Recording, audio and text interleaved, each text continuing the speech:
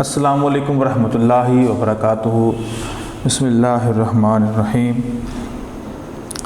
Dear students, آج ہم class 10 کی مطالعہ پاکستان اس کے لانگ کویسچن پڑھیں گے۔ لانگ کویسچن نمبر 6 ہم پڑھیں گے۔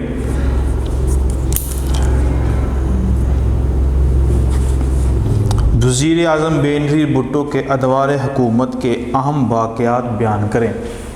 جو بینظیر حکومت جب آئی تھی بینظیر کی، تو اس حکومت کے اندر انہوں نے کون کون سے کام کیے تھے۔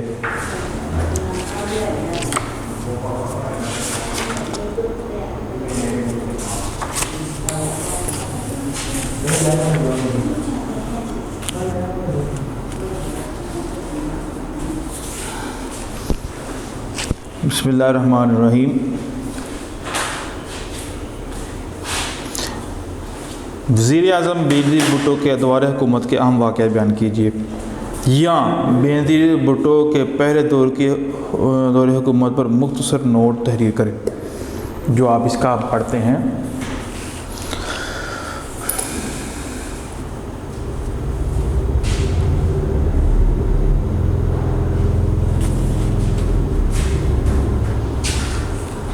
جنرل ضیاء الحق 17 اگست 1988 کو فضائی حادثے میں جاں بحق ہو گئے، یعنی کہ ان کا جو جہاز تھا وہ کریش ہو گیا تھا۔ سینٹ کے چیئرمین غلام اسحاق خان کو قائم مقام صدر بنا دیا گیا۔ غلام اسحاق نے 90 دن میں الیکشن کرانے کا اعلان کیا۔ 16 نومبر 1988 کو الیکشن ہوئے، جس کے نتیجے میں پیپلز پارٹی نے سب سے زیادہ نشستیں حاصل کیں۔ یوں 2 دسمبر 1988 کو بینظیر بھٹو پاکستان اور اسلامی دنیا کی پہلی خاتون وزیر اعظم منتخب ہوئی۔ ظاہر سی بات ہے کہ جب ضیاء الحق نے مارشل لا لگایا اور ذوالفقار علی کی بھٹو کی حکومت کو الٹ دیا اور برسر اقتدار خود آ گیا، اور وزیر اعظم ذوالفقار علی بھٹو چونکہ ایک بڑی نامور اور معروف شخصیت تھی، ان کا جو سیاسی کردار بڑا زبردست تھا، تو اسی وجہ سے جب الیکشن ہوئے ضیاء الحق کی وفات کے بعد، تو پیپل پارٹی نے اس الیکشن کے اندر جو ہے وہ کافی زیادہ ووٹ لیے، اور ان کی پارٹی کی جو چیئرمین تھی ذوالفقار علی بھٹو کی صاحبزادی محترمہ بینظیر بھٹو، پھر ان کو اس ملک پاکستان کا وزیر اعظم بنا دیا گیا۔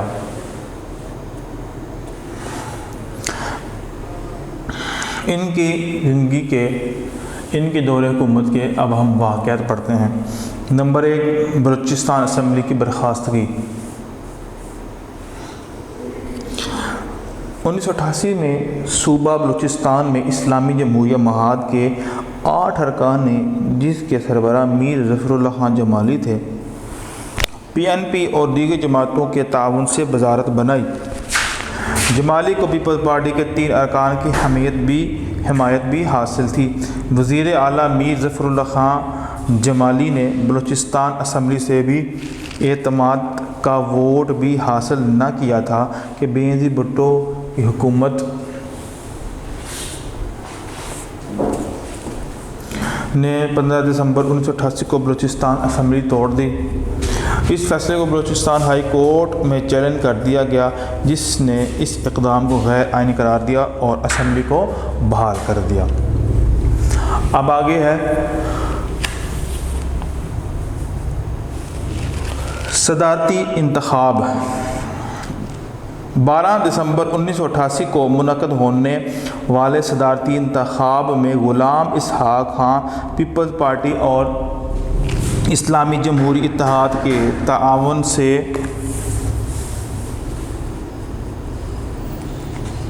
انتخاب میں کامیابی حاصل کی۔ ان کے مقابلے میں پاکستان جمہوری پارٹی کے نواب زادہ نصر اللہ خان تھے۔ غلام اسحاق نے پاکستان کے صدر کی حیثیت سے حلف اٹھا لیا۔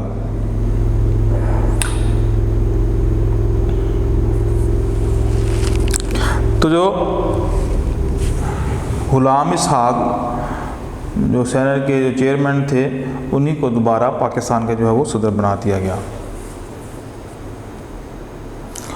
آگے ہے پاکستان کی دولت مشترکہ میں دوبارہ شمولیت۔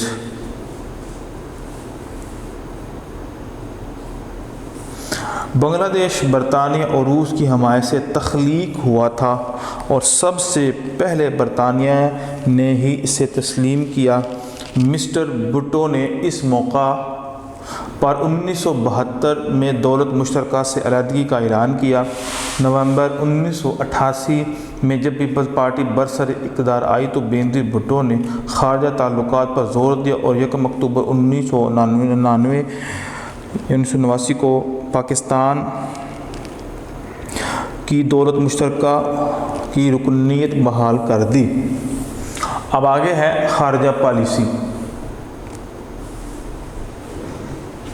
خارجہ پالیسی کیا ہوتی ہے؟ اب اپنے ملک کے دوسرے ملکوں کے ساتھ جو تعلق ہوتے ہیں، معاملات ہوتے ہیں، لین دین سب کچھ وغیرہ، اس کو خارجہ پالیسی کہتے ہیں۔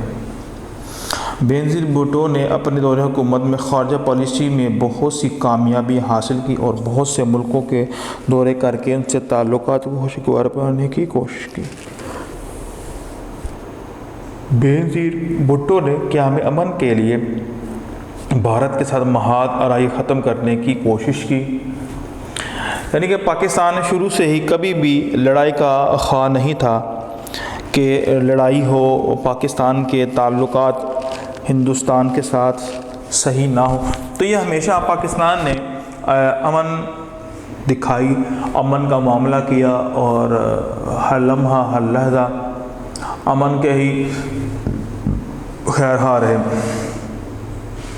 جب بھارتی وزیر اعظم راجیو گاندھی سارک کی 4تھی سربراہی کانفرنس میں شریک ہونے کے لیے پاکستان آئے تو ان کی خصوصی پذیرائی کی گئی۔ اس کے بعد بھارت نے اپنا طرز عمل بدل لیا۔ نظر کو خیر کرتی ہے چمک تہذیب حاضر کی، یہ صناعی مگر جھوٹے نگوں کی رداکاری ہے۔ اور اس وقت چونکہ پاکستان نے ان کو پروٹوکول دیا، اس بنیاد کے اوپر یہ جو بھارت تھا، اس نے یہ جو لڑائی کا اور ہر وقت الزام تراشی کا جو وتیرہ اختیار کیا ہوا تھا، اس کو فی الحال ترک کر دیا۔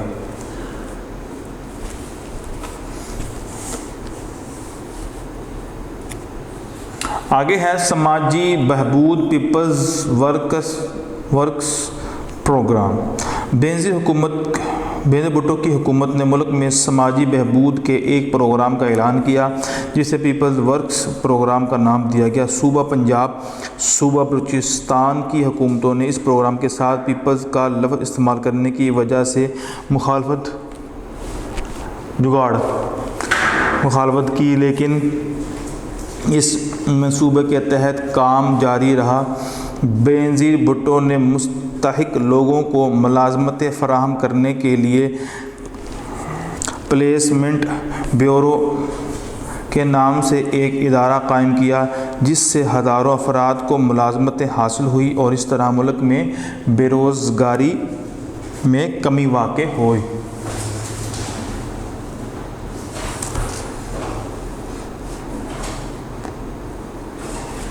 پوائنٹ نمبر 6 ہے بینظیر بھٹو کے سیاسی حریف میاں نواز شریف نے 12 اگست 1990 کو عدم اعتماد کی قرارداد پیش کرنے کا اعلان کیا۔ صدر غلام اسحاق نے 6 اگست 1990 کو 8ویں ترمیم کی روح سے حاصل شدہ اختیارات 58(2)B کو استعمال کرتے ہوئے قومی اسمبلی اور صوبائی اسمبلی توڑ دی اور بینظیر حکومت پر کرپشن کے الزامات لگا کر برطرف کر دیا اور ملک میں ہنگامی حالت نافذ کر دی۔ غلام مصطفیٰ جتوئی کو نگران وزیر اعظم مقرر کیا گیا اور نئے انتخابات کے لیے 24 اکتوبر 1990 کی تاریخ کا اعلان کیا گیا۔ بینظیر بھٹو کا پہلا دور حکومت تقریباً 1 سال اور 8 ماہ رہا، یعنی کہ 1 سال اور 8 ماہ جو بینظیر کا جو وزیر اعظم بنی تھی، تو اس کا جو ٹوٹل دورانیہ جو تھا 1 سال 8 ماہ تھا۔ اس 1 سال اور 8 ماہ کے اندر انہوں نے یہ کام کیے تھے۔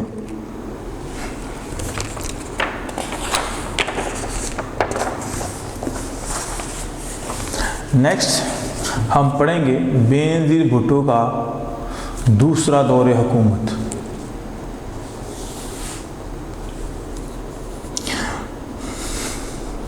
اب اس کے جو اہم واقعات ہم یہاں سے شروع کرتے ہیں۔ ان کے جو دور حکومت ہے وہ جو دوسرا دور حکومت 1993 تا نومبر 1996، تو اس دور حکومت میں بھی ان کا جو وقت ہے وہ پورا نہ ہو سکا اور صرف تقریباً 3 سال ان کی جو ہے وہ حکومت رہی۔ پھر 1993 جب الیکشن ہوئے، پیپل پارٹی جو ہے وہ 88 سیٹوں پر کامیابی حاصل کی، جبکہ مسلم لیگ نواز گروپ کے 72 نشستیں حاصل ہوئی۔ بینظیر بھٹو دیگر جماعتوں کی حمایت سے 121 ووٹ حاصل کر کے دوسری مرتبہ وزیر اعظم منتخب ہو گئیں۔ ان کے دور حکومت کے اہم واقعات ذیل میں بیان کیے جاتے ہیں۔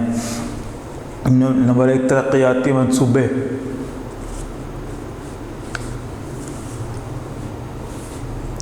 بینظیر بھٹو دور حکومت میں کراچی فلائی اوور برج کی تعمیر اور لاہور بائی پاس کی تعمیر وغیرہ کے منصوبے کا آغاز کیا گیا، جن کا افتتاح بینظیر بھٹو نے خود کیا۔ نمبر 2، کسانوں اور خواتین کے لیے منصوبے۔ پہلے کسان بینک۔ بینظیر بھٹو نے کسان کو قرضہ مہیا کرنے کے لیے کسان بینک قائم کیا، جس میں صرف جو ہے نا وہ ان کا نام ہی کسان بینک رکھا تھا کہ اس میں صرف کسانوں کو ہی قرضے دیا جا سکے، جس سے چھوٹے کسان ذاتی گارنٹی پر 20,000 روپے تک کا قرضہ لے سکتے ہیں۔ آگے ہے عوامی ٹریکٹر اسکیم۔ بینظیر بھٹو حکومت کا ایک اور رفائی منصوبہ عوام ٹریکٹر اسکیم تھی۔ ٹریکٹر جو عوام کے پاس چونکہ اس وقت بڑے کم ہوا کرتے تھے، تو انہوں نے یہ اسکیم، جس کے تحت کسانوں کو 1.5 لاکھ روپے میں ٹریکٹر مہیا کیا جاتا تھا۔ اس مقصد کے لیے بینکوں سے قرضہ بھی فراہم کیا جاتا تھا۔ آگے ہے خواتین کی سماجی بہبود۔ خواتین کے لیے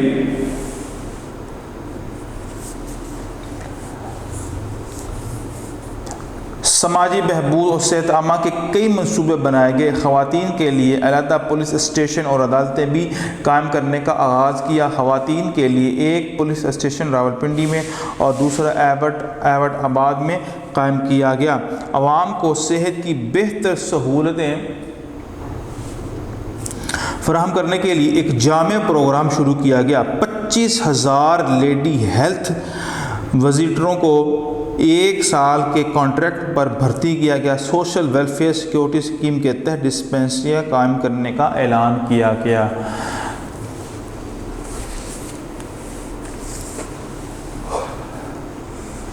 پوائنٹ نمبر 3 ہے، یہ دوسرے دور کے واقعات ہیں۔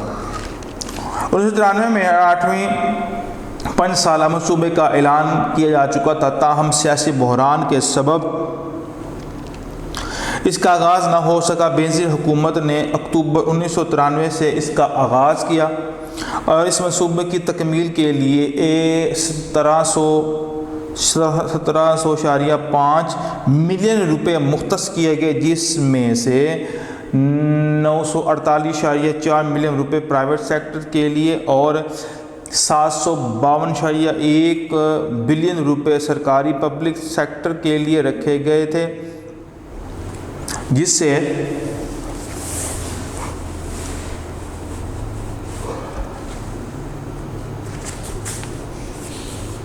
پاکستان کی تعمیر و ترقی کی رفتار تیز ہو گئی۔ بیرونی دورے اور مسئلہ کشمیر۔ 9 دسمبر 1993 کو بینظیر ایران کے دورے پر گئی اور ایران سے کشمیر کے مسئلے پر حمایت حاصل کی، یعنی کہ ایران بھی یہ چاہتا تھا کہ کشمیری جو ہے وہ آزادی حاصل کریں اور پاکستان کے ساتھ جو ہے وہ ان کا الحاق ہو، یا ووٹنگ کر کے یہ جان لیا جائے کہ جو کشمیری لوگ ہیں کس کا ساتھ چاہتے ہیں، کس کے ساتھ رہنا چاہتے ہیں، یا وہ بھارت کے ساتھ رہنا چاہتے ہیں، یا وہ پاکستان کے ساتھ رہنا چاہتے ہیں، یا وہ خود مختار ایک ریاست بنانا چاہتے ہیں، تو یہ جو ہے وہ اختیار ان کو دینا چاہیے۔ 11 دسمبر 1993 کو ترکی کے دورے کے موقع پر کشمیر اور ایٹمی مسئلہ پر دونوں ملکوں کے درمیان مفاہمتی بات چیت ہوئی۔ 29 دسمبر 1993 کو چین کا دورہ کیا اور نیو ورلڈ آرڈر کے تحت پاکستان کو درپیش خطرات میں تعاون حاصل کیا۔ ان ممالک سے مختلف دفاعی شعبوں میں تعاون کے کئی سمجھوتوں پر دستخط ہوئے۔ نیکسٹ ہے خیبر پختونخوا حکومت۔ صوبہ خیبر پختونخوا میں مسلم لیگ نواز گروپ نے ANP کے اشتراک سے صابر شاہ کے زیر قیادت مخلوط وزارت بنائی۔ صدر فاروق لغاری نے 25 فروری 1994 میں خیبر پختونخوا مسلم لیگ کے وزیر اعلیٰ پی صابر شاہ کی حکومت کو ختم کر دیا۔ سپریم کورٹ نے صابر شاہ کی حکومت کو بحال کر دیا، لیکن صابر شاہ اعتماد کا ووٹ حاصل نہ کر سکے اور اس طرح پیپلز پارٹی کے آفتاب احمد شیر پاؤ صوبے کے وزیر اعلیٰ منتخب ہو گئے خیبر پختونخوا کے، ٹھیک ہے۔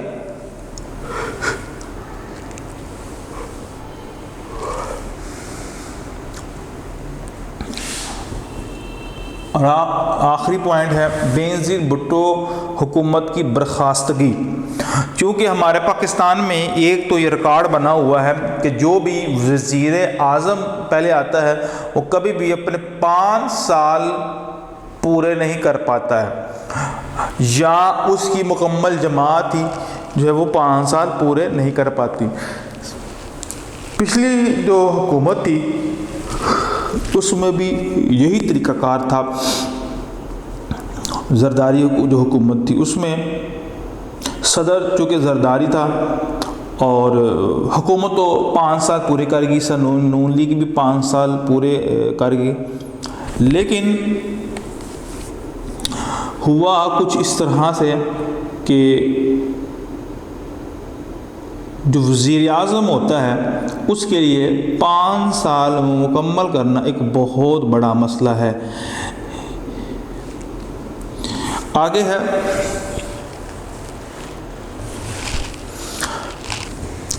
اکتوبر 1996 میں پنجاب کی سیاست ملکی حالات پر اثر انداز ہوئی۔ منظور وٹو کی حکومت ختم کر دی گئی جسے لاہور ہائی کورٹ نے بحال کر دیا۔ پنجاب میں ہارس ٹریڈنگ کے الزامات بینظیر بھٹو کی سیاست ساکھ کو نقصان پہنچایا۔ صدر فاروق احمد لغاری اور وزیر اعظم بینظیر بھٹو کے درمیان مختلف امور پر اختلافات یا کوئی بھی تنازعات جو ہوتے ہیں پیدا ہو گئے، جس کی بنا پر صدر نے 5 نومبر 1996 کو آئین کی دفعہ 52B کا استعمال کرتے ہوئے حکومت پر بدعنوانی کے شدید الزامات لگا کر برخاست کر دیا۔ ملک معراج خالد کو نگران وزیر اعظم مقرر کیا کہ دوسری مرتبہ بینظیر بھٹو کا دور حکومت قریباً 3 سال رہا۔ تو یہ بیٹا ہم نے جو پڑھا ہے بینظیر بھٹو کی جو ان کا جو دور اقتدار تھا تقریباً 4 سال اور 8 ماہ رہا ہے، اور ان کے دور کے اندر صرف مسائل ہوئے ہیں، کوئی ترقیاتی منصوبے بہت کم ہوئے۔ تو یہ بیٹا ہمارا کوشچن نمبر 6 جو ہے وہ کمپلیٹ ہوتا ہے کہ سوال کیا تھا کہ بینظیر حکومت کے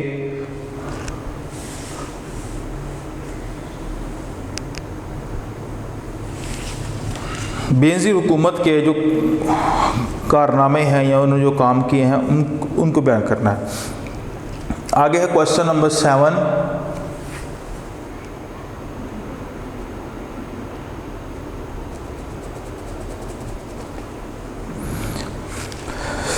1973 کے آئین کے اہم پہلو بیان کریں۔ 1973 کے جو آئین کے جو پہلو اہم ہیں، جو بنیادی و بیسک ہیں، ان کو بیان کرنا ہے۔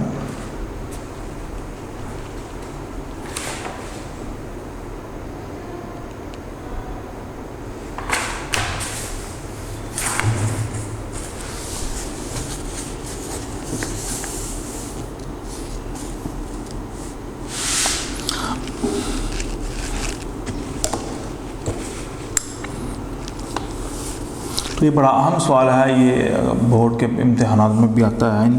پہلا جو تھا وہ ہے آئین کمیٹی کا قیام۔ ملک کا مستقل آئین تیار کرنے کے لیے قومی اسمبلی کی 25 رکنی کمیٹی تشکیل دی گئی، جس میں قومی اسمبلی میں موجود حزب اقتدار اور حزب مخالف کے ارکان، حزب کہتے ہیں جماعت کو کہتے ہیں، ارکان کو نمائندگی دی گئی۔ 1973 کے آئین کی روح سے پہلی مرتبہ قانون ساز ادارے کے 2 ایوان بنائے گئے۔ ایوان بالا کا نام سینٹ اور ایوان زیریں کا نام قومی اسمبلی رکھا گیا۔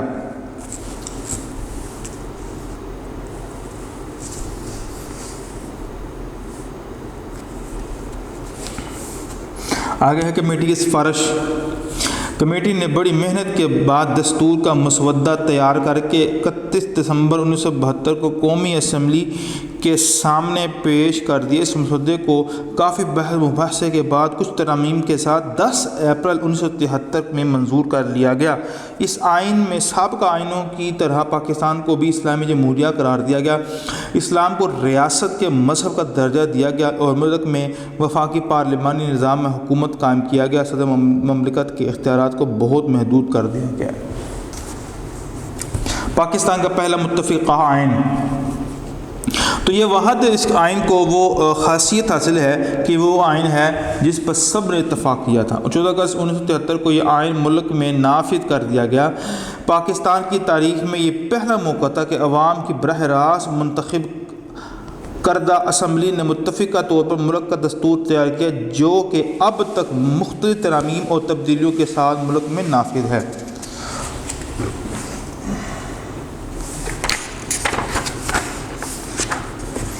اب ہم اس کے بارے میں پڑھتے ہیں، اس کی خصوصیات۔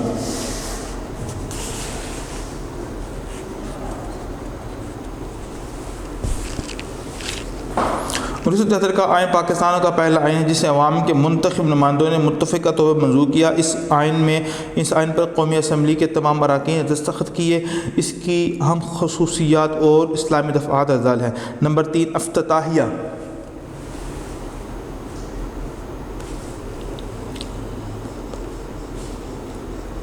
1973 کے آئین میں قرارداد مقاصد کو آئین کا افتتاحیہ یعنی کہ جو شروع میں ہوتا ہے بنا کر شامل کر لیا گیا۔ بعد ازاں 1985 میں ایک ترمیم کے ذریعے اسے آئین کا باقاعدہ حصہ بنا دیا گیا، جس کی روح سے تمام اختیارات کا مالک اور سرچشمہ اللہ تعالیٰ کو تسلیم کیا گیا اور اس بات کا عزم کیا گیا کہ مسلمانان پاکستان اللہ کے تفویض کردہ اختیارات کے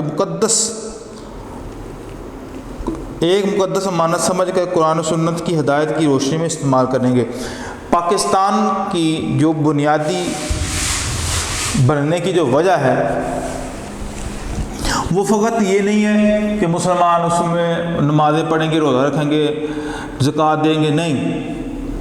اگر آپ دائیں بائیں دیکھیں تو ہمارے ساتھ جو انڈیا ہے، ہمارے ساتھ جو بنگلہ دیش ہے، یہ دونوں ممالک میں مسلمان پائے جاتے ہیں۔ وہاں پر مسجدیں بھی ہیں، وہاں پر نمازی بھی ہیں، لیکن جہاں اسلام کی بات آتی ہے تو اسلام کہیں پر نہیں ہے۔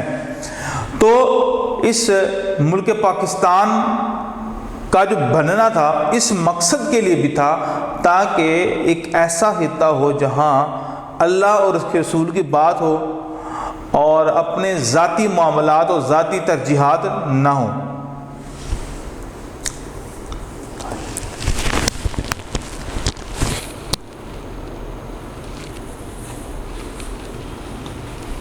آگے اسلامی جمہوریہ پاکستان 1973 کے آئین کی روح سے ملک کا نام اسلامی جمہوریہ پاکستان رکھا گیا۔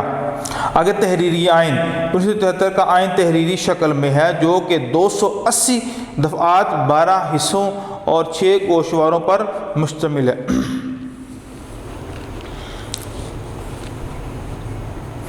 آگے ہے وفاقی آئین 1973 کے آئین کی روح سے ملک میں وفاقی پارلیمانی نظام حکومت رائج کیا گیا۔ اس آئین کی روح سے وفاق پاکستان 4 صوبوں اور وفاقی دارالحکومت اور اس سے ملحقہ علاقے وفاق کے زیر انتظام قبائلی علاقہ جات صوبوں سے ملحقہ قبائل پر مشتمل ہے۔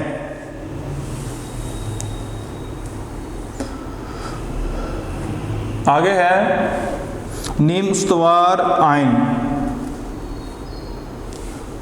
اسلامی جمہوریہ پاکستان کا موجود آئین نہ تو برطانوی آئین کی طرح لچکدار ہے اور نہ ہی امریکی آئین کی طرح اتنا غیر لچکدار کہ اس میں ترمیم بہت مشکل ہو۔ قومی اسمبلی اور سینٹ کی 2/3 اکثریت آئین میں ترمیم پاس کر سکتی ہے۔ 2/3 اکثریت یعنی کہ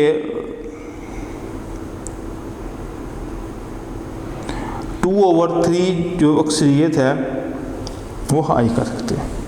آگے ہے قومی زبان 1973 کے آئین میں اردو کو پاکستان کی قومی زبان قرار دیا گیا اور 15 سال کے اندر اسے ملک کی دفتری زبان بنانے کا کام حکومت کو سونپ دیا گیا۔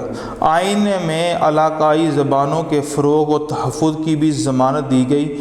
علاقائی زبانوں میں خلف اٹھانے کی گنجائش آئین میں موجود ہے۔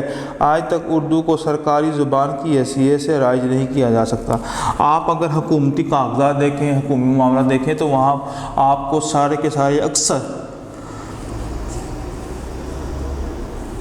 اکثر آپ کو انگلش میں ملیں گے اور بہت کم ہیں جو اردو میں ہوں گے۔ تو یہ ہمارے آئین میں یہ بات شامل تھی کہ سرکاری زبان جو ہے وہ اردو ہی ہوگی، اردو ہی استعمال ہوگی اور اسی کو ہی لکھا جائے گا۔ آگے اسلامی آئین 1973 کے آئین کے مطابق اسلام کو پاکستان کا سرکاری مذہب قرار دیا گیا، یعنی کہ یہ مذہب کو سیکولر نہیں ہے۔ کچھ لوگ ہیں اس ملک کو سیکولرزم کی طرف لے جا رہے ہیں، تو لہذا یہ غلط بات ہے۔ تو یہ ملک ایک سرکاری سطح پر ہی یہ مذہبی ملک ہے۔ اس آئین کے تحت اور وزیر اعظم دونوں صدر اور وزیر اعظم دونوں کے لیے مسلمان ہونے کی شرط رکھی گئی ہے۔ ملک میں قرآن و سنت کے منافی کوئی قانون نہیں بنایا جائے گا اور پہلے سے موجود تمام قوانین کو اسلامی اصولوں کے مطابق بنانے کے لیے فوری اقدامات کیے جائیں گے۔ اس آئین کا مقصد شہریوں میں اسلامی طرز زندگی کو ترویج اور ترقی دینا اور اس آئین کے مطابق مملکت زکوٰۃ اور اوقاف کے ادارے کو منظم کرے گی۔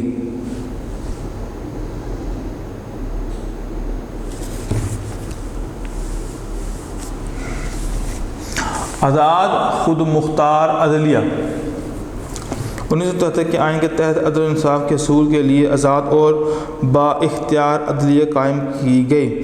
عوام اپنے حقوق کی پامالی کی صورت میں عدالتوں میں رجوع کر سکتے ہیں۔ عدالتوں کو آئین کی تعبیر و تشریح کا حق بھی حاصل ہے۔ اس آئین میں آزاد عدلیہ کے ججوں کو معقول تنخواہ، ملازمت کا تحفظ فراہم کرنا،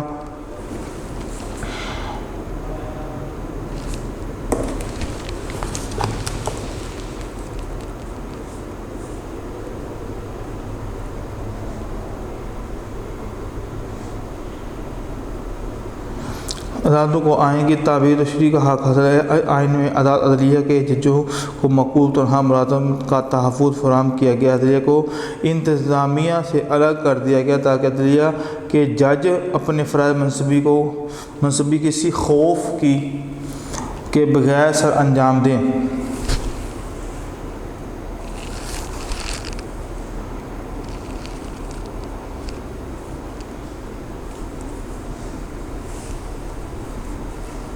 آگے ہے پارلیمانی نظام۔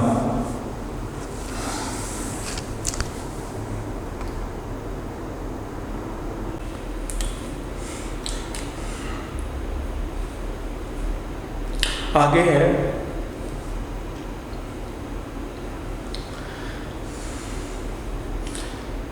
پارلیمانی آئین۔ 1973 کا آئین پارلیمانی طرز حکومت کا حامل ہے۔ اس آئین کی روح سے ملک کا سربراہ صدر اور حکومت کا سربراہ وزیر اعظم ہوتا ہے، جس میں اصل اختیارات وزیر اعظم کو حاصل ہوتے ہیں۔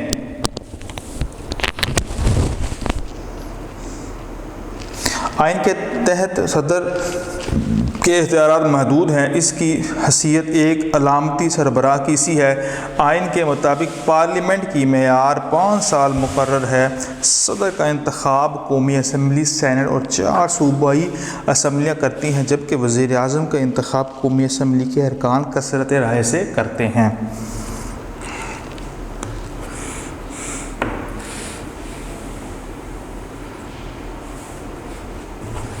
آگے ہے آئین کی بالادستی۔ 1973 کے آئین میں یہ بھی کہا گیا ہے کہ کوئی فرد اسے غیر قانونی طریقے سے توڑ نہیں سکتا۔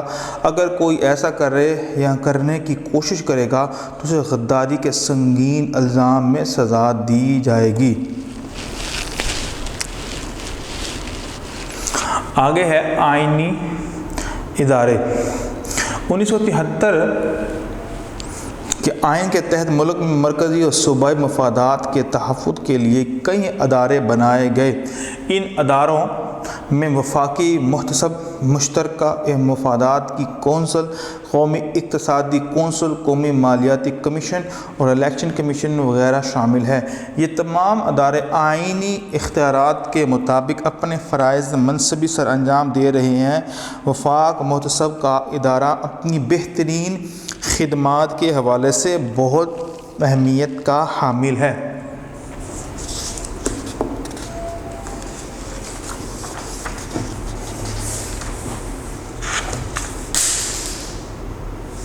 آگے ہے 2 ایوانی مقننہ۔ 1973 کے آئین کی روح سے پاکستان کی پہلی مرتبہ 2 ایوانی مقننہ قائم کی گئی۔ موجودہ پارلیمنٹ 2 ایوانوں، ایوان بالا یعنی سینٹ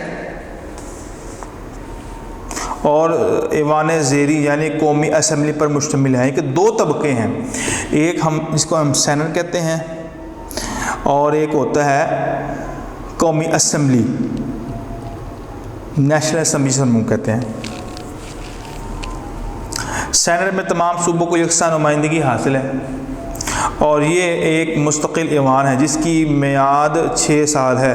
تمام صوبوں سے سینٹ کے 104 ارکان منتخب کیے جاتے ہیں۔ قومی اسمبلی کے ارکان کی تعداد 342 ہے۔ پارلیمنٹ کے دونوں ایوانوں میں کل ممبران کی تعداد 446 مقرر ہے۔ ان کا کام صرف اور صرف یہ ہوتا ہے قانون کے حوالے سے قانون سازی کرنا اور ملک کے جو نظام ہوتا ہے اس کو چلانا، جو کہ پاکستان کے اندر یہ صرف اور صرف ایک نام کے حوالے سے ہے، وگرنہ کام کے حوالے سے کوئی شے نہیں ہے۔ بنیادی حقوق۔ پہلے دونوں آئینوں کی طرح 1973 کے آئین میں بھی شہریوں کے تمام بنیادی حقوق کی ضمانت دی گئی ہے۔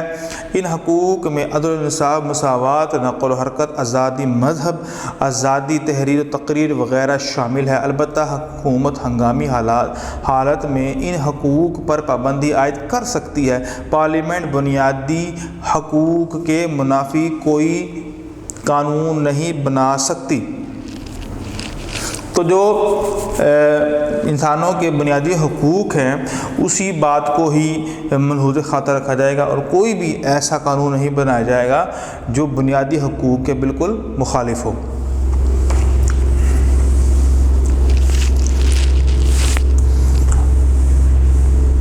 آگے ہے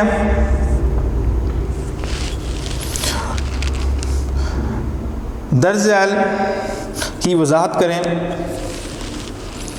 جہاد افغانستان، نمبر 2 وزیر اعظم ذوالفقار علی بھٹو کے دور میں صنعتوں کا قومیانہ۔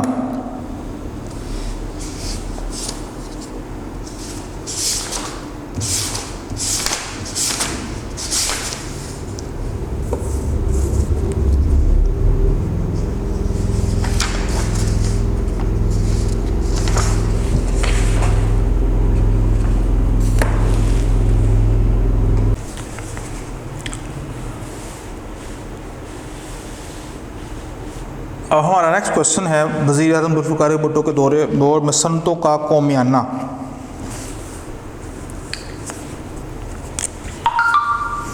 پیپلز پارٹی نے 1970 کے عام انتخابات کے دوران میں ہی صنعتوں کو قومی تحویل میں لینے کا وعدہ کیا تھا اور بعد میں برسر اقتدار آ کر بڑی صنعتوں کو قومی تحویل میں لے لیا۔ ذوالفقار علی بھٹو پاکستان میں صنعتی ترقی اور عوام کو بہتر زندگی گزارنے کے مواقع فراہم کرنا ضروری سمجھتے تھے۔ وہ پاکستان عوام کی بھلائی کے جذبے سے سرشار تھے۔ پاکستانی صنعت پر 22 خاندان قابض تھے۔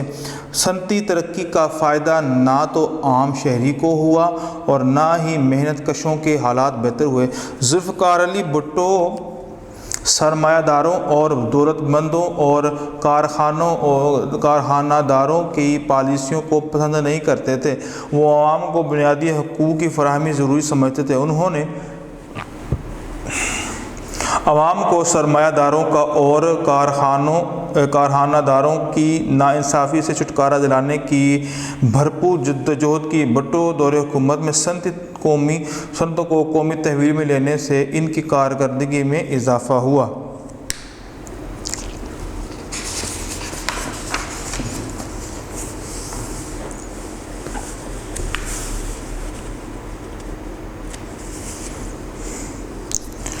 آگے ہے قیام پاکستان کے بعد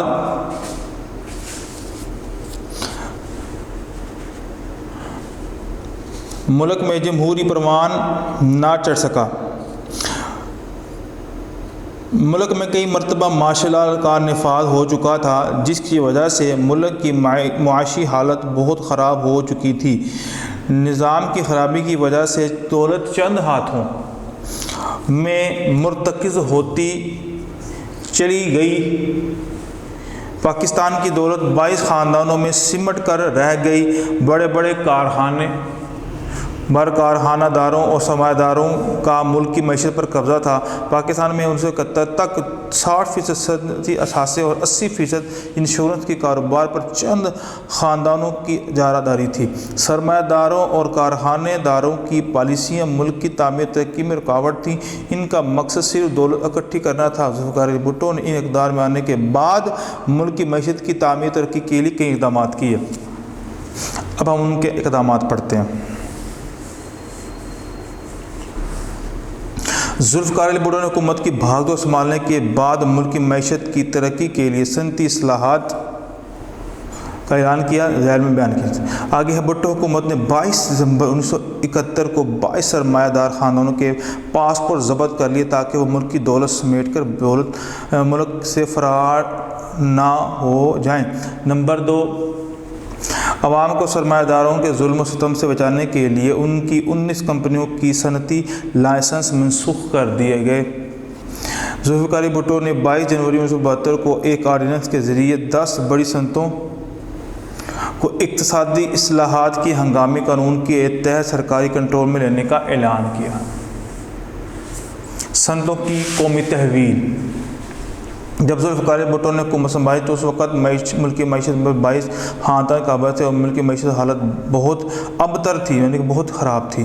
ملک کی معاشی حالت کے لیے اور عوام کو بہتر سہولتیں فراہم کرنے کے لیے بڑی صنعتوں کو قومی تحویل میں لینے کا فیصلہ کیا گیا۔ قومی تحویل میں لی گئی اہم صنعتیں درج ذیل ہیں: موٹر گاڑیاں بنانے کی صنعت، نمبر 2 مفاد عامہ کی سروسز کے تحت آنے والی صنعت، پیٹرولیم کیمیکلز کی صنعت، بنیادی ضرورت کا سامان بنانے کی صنعت، بھاری سامان برائے بجلی کی صنعت، سیمنٹ کی صنعت، بھاری اور بنیادی کیمیکل کی صنعت، بھاری مشینری کی صنعت، فولاد سازی اور لوہے کی صنعت، ٹریکٹر پلانٹ تیار کرنے والی صنعت۔ آگے ہے مزید صنعتوں کی قومی تحویل۔ بھٹو حکومت نے صنعتی اصلاحات کے تحت مزدوروں کی خوشحالی اور ترقی کے لیے 16 جنوری 1972 کو مزید 11 صنعتی ادارے قومی تحویل میں لینے کا اعلان کیا۔ مینیجنگ ڈائریکٹر کا تقرر۔ ملک میں صنعتی اصلاحات کے ذریعے 20 پرائیویٹ صنعتی اداروں کے ڈائریکٹروں کو برطرف کیا گیا اور ان کی مینیجنگ ایجنسیاں ختم کر دی گئی، اور ان صنعتی اداروں کے انتظامی امور کو کنٹرول کرنے کے لیے علیحدہ مینیجنگ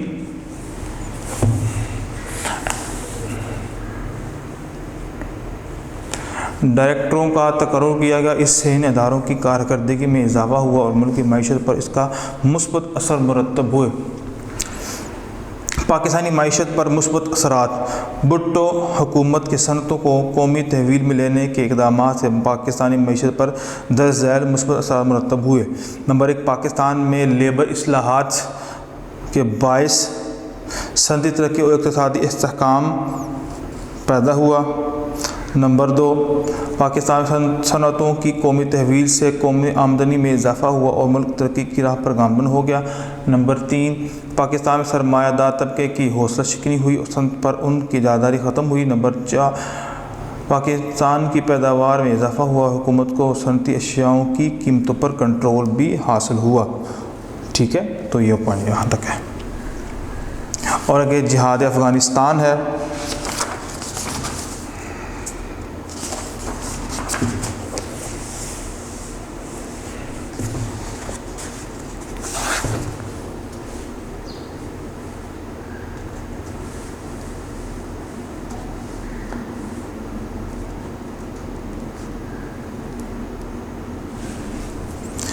جب افغانستان کی وضاحت کریں۔ جہاد افغانستان کا پس منظر۔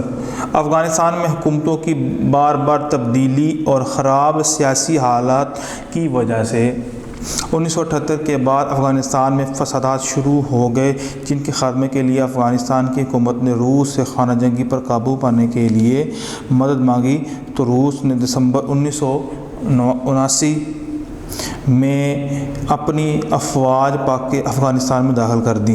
روسی افواج کی افغانستان آمد سے پاکستان لا تعلق نہیں رہ سکتا تھا۔ افغانستان کے عوام کے ساتھ ہماری جو مذہبی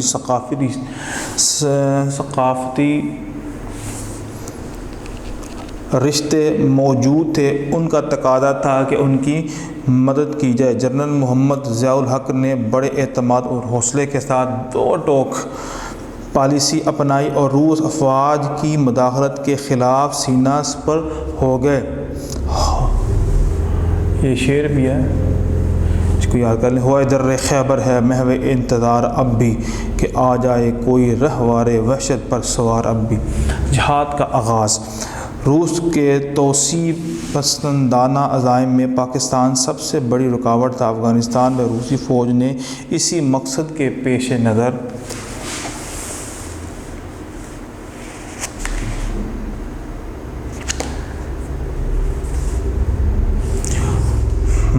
مداخلت کی تھی، جس کے نتیجے میں لاکھوں افغان مہاجرین کو پاکستان میں پناہ لینا پڑی۔ افغانستان کی بہادر عوام روسی جارحیت کے خلاف اٹھ کھڑی ہوئی اور جہاد کا علم بلند کیا۔ پاکستان کی حکومت اور عوام کی بھرپور حمایت اور مدد سے افغان عوام کے حوصلے بلند ہو گئے اور روسی افواج کو عبرتناک شکست کا سامنا کرنا پڑا۔ 1986 تک روس جنگ سے اکتا چکا تھا اور وہ میدان جنگ سے راہ فرار تلاش کر رہا تھا۔ بالآخر اسے شکست کھا کر افغانستان سے نکلنا پڑا۔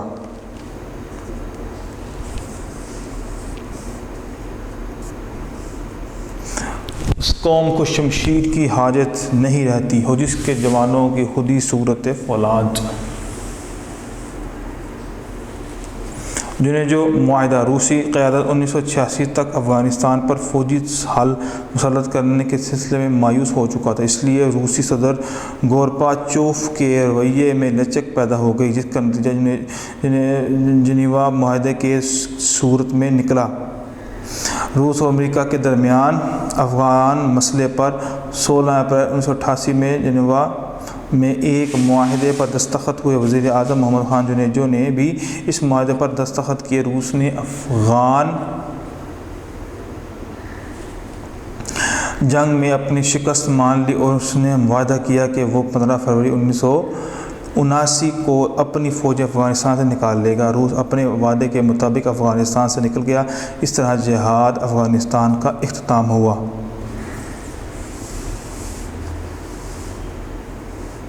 اس میں پاکستان کا پاکستان کا کردار کیا ہے؟ افغان جنگ کی وجہ سے پاکستان کو یہ خدشہ تھا کہ افغانستان پر روسی قبضہ مستحکم ہو گیا تو اس کا اگلا نشانہ پاکستان ہوگا، اس لیے پاکستان نے افغان عوام کی جدوجہد آزادی کو ہر قسم کی مدد دینے کا فیصلہ کیا۔ افغانستان کے ساتھ ہمارے اسلامی، ثقافتی اور نسلی رشتے موجود تھے۔ پاکستان نے انسانی ہمدردی کے جذبے کے تحت ان مہاجرین کو اپنے ہاں پناہ دی اور ان کی اچھی طرح دیکھ بھال کی۔ افغان مسئلے پر جناب ضیاء الحق کی خدمات قابل ذکر ہیں۔ اپنی کامیاب افغان پالیسی کی وجہ سے پاکستان کو عالمی سطح پر اہمیت حاصل ہے۔ افغانستان کے معاملے کی وجہ سے مغربی ممالک کی طرف سے پاکستان پر بہت دباؤ تھا، لیکن پاکستان نے مصالحانہ رویہ اختیار کیا، یعنی کہ پاکستان ہمارا چونکہ جو افغانی لوگ ہیں افغانستان سے جو تعلق رکھتے ہیں، ہمارا ان کے ساتھ کوئی معاملہ ہو یا نہ ہو، ایک تعلق تو ہمارا ان کے ساتھ ضرور ہے، وہ ہے اسلام والا۔ وہ بھی مسلمان ہیں اور ہم بھی مسلمان ہیں۔ دنیا کے اندر کہیں بھی مسلمان ہو اگر پریشان ہے اور اس کو کسی بھی قسم کی تکلیف ہے تو دوسرے جو ملک میں رہنے والے مسلمانوں کو چاہیے اس کی اس تکلیف کا مداوع کرے اور اس کی تکلیف کو دور کرے۔ تو لہذا پاکستان کی ہر طرح سے ان کی پہلے حمایت تھی اور اس کے بعد یہاں سے پاکستان سے بہت سے مجاہدین وہ افغانستان جہاد کے لیے گئے۔ وہاں جا کر انہوں نے روس کے خلاف جہاد کیا۔ بڑے بڑے جو شیر دل جوان تھے، کئیوں نے تو شہادت حاصل کی اور زیادہ تر لوگ غازی بن کے ہی پاکستان واپس لوٹے، اور وہاں کے جو مجاہدین تھے افغانستان کے، انہوں نے بھی صحیح پامردی کا مظاہرہ کرتے ہوئے روس کو لوہے کے چنے چبوائے اور جو ہے وہ بہت بڑی شکست سے دوچار ہوا۔ تو یہ بیٹا یہ پوائنٹ یہاں تک ہے، یہ ہے جہاد افغانستان۔ تو ہمارے چیپٹر نمبر 2 کے جو لانگ کوسچن تھے وہ ختم ہوئے۔ چیپٹر نمبر 2 بک کا، اور ترتیب وائز چیپٹر نمبر 5۔ ویڈیو پسند آئی تو لائک کریں، اپنی رائے کمنٹ کریں۔ ایسے ہی مزید ویڈیوز کے لیے ہمارا چینل سبسکرائب کریں اور بیل کا آئیکن دبائیں تاکہ آپ کو ہر ویڈیو کا نوٹیفیکیشن ملتا رہے۔